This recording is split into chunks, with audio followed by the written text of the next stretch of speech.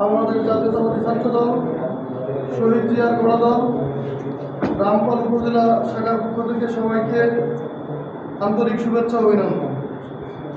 আজকে আমরা কী কারণে কলেজে উপস্থিত হয়েছি আপনারা সবাই অবগত। অনেক দিন পরে 2021 সালে আমাদের একটি আহ্বায়ক কমিটি হয়েছিল। সেই আহ্বায়ক কমিটির অনেকে এখানে উপস্থিত আছেন। ঠিক 4 বছর পরে এসে আবার নতুন করে আমরা রামপাল কলেজ ছাত্র দলের একটি কমিটি উপহার পেয়েছি। আমি আশা করি আপনারা যারা নবগঠিত কমিটিতে দায়িত্ব পেয়েছেন, ছাত্রদল একটি সুশৃঙ্খল দল।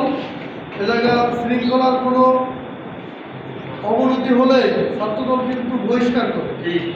এটা মাথায় রেখে ছাত্রদলের শোনার সবার সাথে কমিউনিকেশন ঠিক রেখে এই আশা রেখে আমি আমার সংক্ষিপ্ত বক্তব্য এখানে শেষ করছি। বাংলাদেশ জিন্দাবাদ, বাংলাদেশ জাতীয়তাবাদী ছাত্রদল জিন্দাবাদ, শহীদ জিয়া অমর হক, খালেদা জিয়া জিন্দাবাদ, তারেক রহমান বীরের বেশে আগে ফিরে বাংলাদেশে। আল্লাহ হাফেজ।